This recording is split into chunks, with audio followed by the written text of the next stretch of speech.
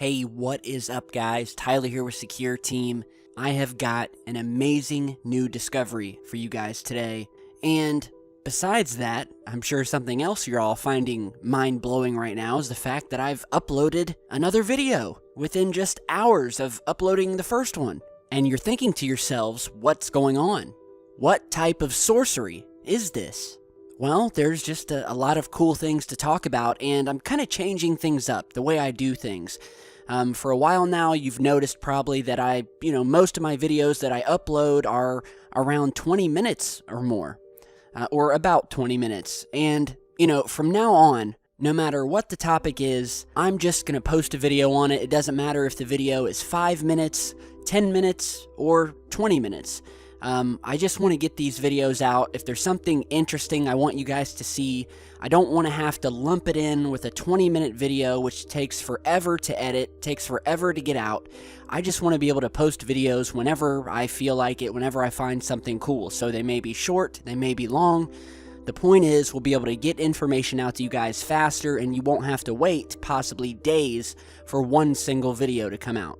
So this first discovery that I want to show you guys today was originally posted on by Scott Waring over at the UFOsightingsdaily.com website. And he posted on this a very, very anomalous finding on the planet Mercury. Now, we have talked about Mercury in the past, and the fact that, well, Mercury is just rarely spoken about by the space agencies. There has been a question of whether there is a reason why planets like Mercury are rarely spoken about, and that maybe that's because they don't want anyone's attention focusing on, maybe Mercury is where it's at. And we have seen a lot of anomalous structures on Mercury, and a lot of people believe that NASA is putting our attention to other planets, making us think that, hey, that's where the activity is, but it's really on Mercury, and you never hear much about it. So we have this new finding here of what Scott over at UFO Sightings Daily called an entrance. And he found it on this image here. We're looking at the surface of Mercury. I'll put the link to this image down in the video description. And if you look to the very right of the image, slightly below the middle line here, you will see what looks like a large black rectangular entrance, or a doorway, as Scott called it. And you'll notice that nowhere else in this picture are any of these rectangular black marks. So it's very unlikely that this is a glitch or something like that. And furthermore, image glitches are much more sharp than this object. They're much more sharp, and you can definitely tell when you have an artifact in the image processing versus something else. So you're seeing a zoomed in shot of this object. And as I looked at this, and I took a really good look, it became clear to me that this is not an entrance at all.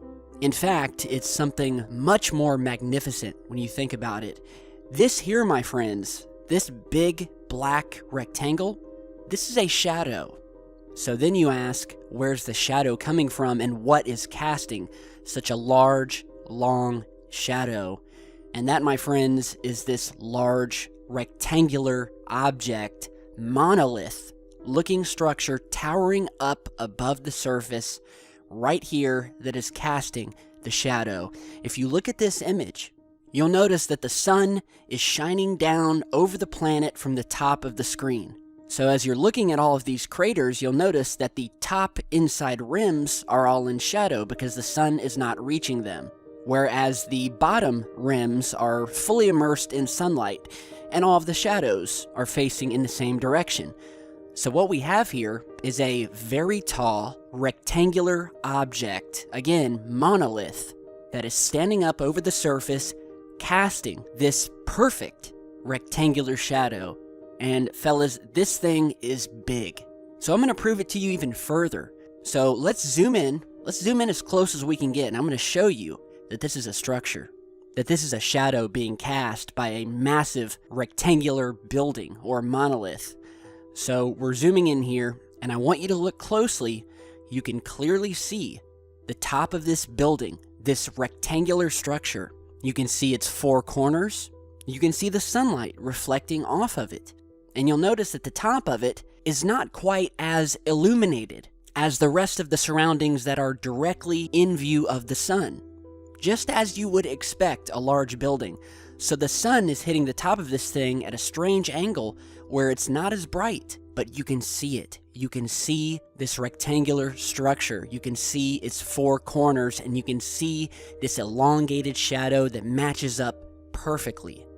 And this is just mind-blowing. And we can only imagine how tall and large this structure, this object, whatever it is, has to be. Miles, likely. But it is a structure. I've looked at enough of these photographs, whether it be lunar photographs, virtually every moon or planet that we've ever gotten a probe to, I have analyzed over the years. I know how shadows work, as well as natural formations react to the sunlight. And as you guys are seeing, this is clearly a large rectangular building. The top and front of it is being hit by the sun, the back of the structure is in darkness, and we have this very long shadow being cast down on the surface behind it. So now you may be asking, well, is there any proof that these large rectangular monoliths have been found anywhere else? Well, I'm glad you asked that, because we have indeed found them elsewhere. We have found them on the moon. We have also found them on Mars, as well as Phobos, which is a very anomalous moon that orbits around the planet Mars. You're seeing images of those monoliths here, towering up above the surface, perfect, sharp cut square or rectangle, they look like large blocks towering up above the surface. If you've ever seen the film 2001: A Space Odyssey, which is an awesome film directed by Stanley Kubrick, if you haven't seen it, I highly suggest you do. The film takes place around these black monoliths that they are finding. They find one on the moon. They find one orbiting Jupiter. And they realize that these monoliths are alien in nature and that they are some sort of beacon that is sending a signal or sending information back to an alien source somewhere out in space. And we've also found many more anomalous structures on Mercury. We're going to go through some images here showing you what we found. There have been these strange egg-shaped objects that have been found sitting in craters on Mercury. We have found these very long, almost airplane-looking structures sitting in craters. That image you're seeing here. And you guys tell me if this looks natural. As far as possible entrances go, we have found these large openings sitting in the middle of craters, like the image you're seeing here. Opening, like a large entrance in the mouth of this boulder or pile of rocks here. We've seen objects flying up from the surface of Mercury, as you're seeing in this image here. And as you discover evidence like this, you really do start to wonder if there has been a media blackout of sorts surrounding planets like Mercury. Venus is another planet, again, seldom spoken about. And so, we'll go back to this image here. I will put the link to it down in the video description. Kudos to Scott Waring for bringing it to my attention to begin with. But again, this is no entrance. This is a very large, artificial-looking, rectangular structure, building, monolith, whatever you want to call it, sitting on planet Mercury, and it's an amazing find. Download the image, take a look for yourself. The object is there. It's plain as day. So amazing, amazing stuff. Now, in other news, we have some new footage that was just sent over a couple of hours ago of an airliner out of Brazil that came in contact with a UFO that actually caused some very noticeable damage to the underbelly of the aircraft. So check this out and we'll talk more in just a second.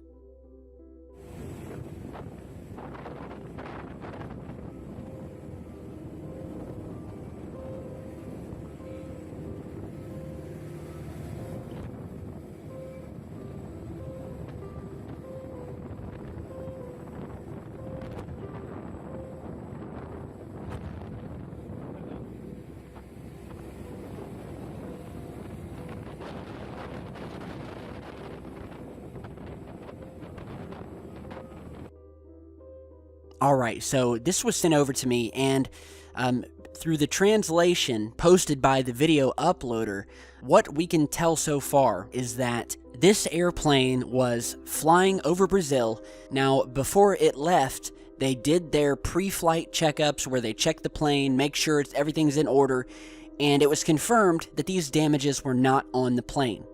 So these damages occurred while they were in the air, flying 70,000 feet above the Earth. They discovered them after they landed, and then they found out, through talking to the pilots of the airliner, that they had come in contact with a glowing object that passed directly under them as they were heading for Governador Valadares, which is a municipality of Brazil. Now, the object was originally seen at 8 a.m. over Recife. Then, about 5 minutes later, was spotted again by this pilot over Governador Valadares, which is a difference of nearly 3,000 kilometers. So how this object crossed this distance in less than 5 minutes is mind-boggling. So he said he saw the aircraft, noticed this bright flash, and then watched as it blasted underneath the plane, causing it to tremble as it was beneath the aircraft. The plane later arrived in Sao Paulo, Brazil, and that is when they noticed the damage to the bottom of the plane. Again, this is all the information we know as of right now. I'm just now getting the info on this, so I will be posting updates as I learn more. I'm attempting to get in contact with one of the pilots on the plane so I can get some more information. But yeah, we have seen and heard many times about these sightings, UFOs following or shadowing aircraft. We've done countless videos on it, shown pieces of footage, imagery. We have talked about even back in World War II, when both German and American pilots were shadowed by these objects. They called them Foo Fighters.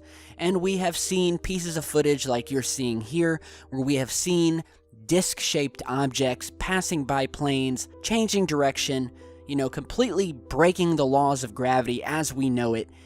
But we have yet to really get any concrete or clear evidence of damage to some of these aircraft when these UFOs come too close. And that is what we have here. Now, there was a similar story to this one that occurred back in 2013 when the nose of a Chinese passenger jet was completely smashed in by an object that is still to this day yet to be identified. You're seeing some images of that plane here. And what we know is that this airline was at about 26,000 feet. The pilot heard a loud bang and then said that the plane, quote, struggled to perform. So they had to make an emergency landing.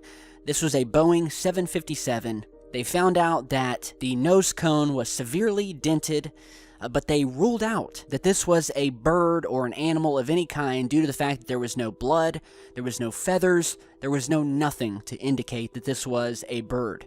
Experts who led the investigation also confirmed that it was likely not a bird, but that suspicions were definitely raised that the aircraft was hit by some sort of foreign object.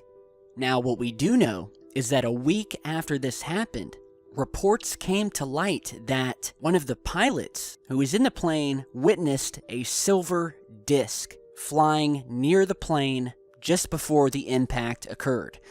So again, there is plenty of evidence that has shown that we are not alone, especially in our skies. Some have said that they're here simply to watch us, to study us, to get a look at our technology, to do reconnaissance. Whatever the reason, they definitely are not shy about playing chicken with our aircraft. So again, let me know what you guys think about this. I will update you guys on any new info. UFO damages the bottom of this plane over Brazil. Things are just getting stranger and stranger. So big thanks to the viewer who sent this over. Now, lastly, and before we end today's video, I want to address a new story that has been hitting the web and gone viral. It was actually posted in a video that's just came out by a very suspicious channel. And maybe you guys have seen it, maybe you haven't, but this new story, the report goes that there was a French female astronaut who recently attempted to kill herself. She attempted suicide, and while she was being restrained when they had found her, it's reported that she had screamed the words, quote, "Earth must be warned." So this came from the renowned scientist and France's first female astronaut, Claudie Hegner. And so this report was posted by a UFO channel that was actually just created this year. I'm not going to give the name out because I don't believe it deserves any more views than it's already getting. But you guys have probably seen it. You'll probably be able to find it very easily due to the fact that it's gaining a lot of views. It's posting these 4 and 5 minute videos of these bogus, nonsense, hoaxed news stories. The videos are comprised of nothing more than a slideshow of different pictures being narrated by a female computer voice. And that's all it is. And that's all the person who runs the channel posts. So many of you guys are asking about this French astronaut and whether she really screamed that the Earth needs to be warned about something. And I'm telling you guys right now, the story is complete nonsense. This story is actually from 2008. And apart from the fact that this woman really did attempt suicide, everything else about the story is bullshit. She never screamed that the Earth must be warmed. It never happened. So when this story was first reported in 2008 by Scientific America, a well-known online hoaxer by the name of Sorka Fall took the story and added on the part about her screaming that the Earth must be warned. If you don't know, Sorka Fall is supposedly this Russian scientist slash journalist who operates the website whatdoesitallmean.com. And he is well known as one of the internet's very first news report hoaxers, where he just creates nonsense out of thin air, whether it be about UFOs, aliens attacking Earth, the Earth ending, whatever the fantastical story. He's one of the first guys to put out these things. So basically what this channel and what channels like this are doing is that they are basically going back to websites like the one I just mentioned, finding all of these stories that are from 2008, 2007, 2009, and then turning them into these little 4 and 5 minute videos where they show you a bunch of pictures and then narrate it with this computer voice.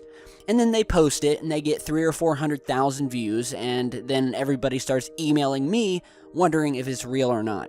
So I'm telling you right now, stay away from this channel and channels like it, especially the ones that are narrated by computer voices. So believe me, if there's a breaking story and Secure Team hasn't posted on it, then you can probably be sure it's nonsense, and that is likely the reason we haven't posted on it. So for everything else, stick right here with us. If any of you guys have your own footage or stories you'd like me to report on, don't hesitate to email me. My contact info is down below. And be sure to follow me on Facebook and Twitter, where I constantly post updates about when the next video is going to be coming up. And I just enjoy chit-chatting with you guys. I'm always on there. So again, thanks for stopping by. Be sure to hit that like button and share on your way out. And I'll see you all back very soon. Stay safe, guys.